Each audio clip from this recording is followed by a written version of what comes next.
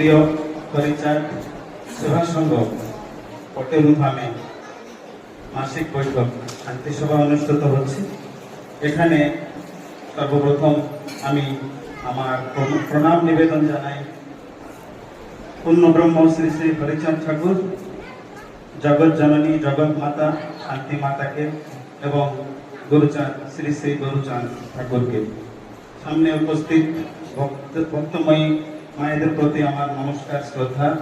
উপস্থিত শ্রদ্ধালু ভক্তদের সকলকে শ্রেণী বিশেষ নমস্কার, প্রণাম, ভালোবাসা। আজকের এই সভায় আমার জীবনের প্রথম সভা, এই শান্তি সভায় এসেছি। তার জন্য সত্যিকারে আমি অত্যন্ত আনন্দিত এবং গর্বিত মনে করছি। আমি দুঃখ প্রকাশ করছি, আমার জীবনের একটা প্রথম সভা কেন হলো। একটা শান্তিময়, পবিত্রময়, আবেগময় একটা পরিবেশে মায়েরা গান করছিলেন, সুন্দরভাবে পরিবেশন করছিলেন। আজকের মডার্ন যুগে আমরা যে আমাদের পূর্বপুরুষদের শ্রদ্ধা ভক্তি, তার থেকে আমরা দূরে মডার্নাইজেশনের দিকে, মোবাইল রিলস এসবের দিকে আমরা যাই। মানুষ আমরা অমর নয়, আমাদের সকলকেই মরতে হবে। কিন্তু যে আমাদেরকে ছোট একটা কথা বলি, আমি এই ধার্মিক জগতে একটা নবজাত শিশু, এখন অধ্যয়ন করছি, এখন ঠাকুরের বাণী, বিভিন্ন সম্প্রদায়ের বাণীকে অনুসরণ করছি। একবার রজনীকান্ত ফিল্ম স্টার, সাউথের দক্ষিণ ভারতের রজনীকান্ত সুপারস্টার, উনি আমেরিকাতে গিয়েছিলেন। ওখানে বিভিন্ন ইন্টারভিউর মাধ্যমে সে জিজ্ঞেস করলেন যে do you believe in God, ভগবানে আপনি কি বিশ্বাস করেন?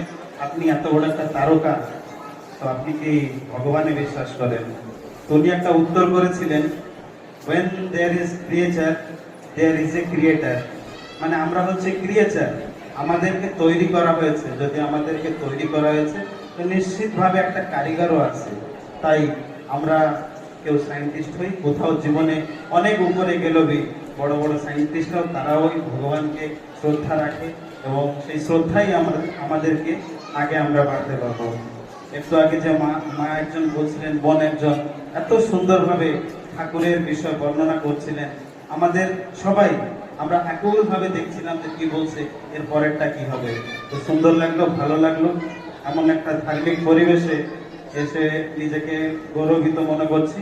বিশেষ কিছু বলবো না, আমরা এটুকু অনুরোধ করব, ঠাকুরের জীবনকে, তার আদর্শকে আমরা যেন সকলে অনুসরণ করতে পারি।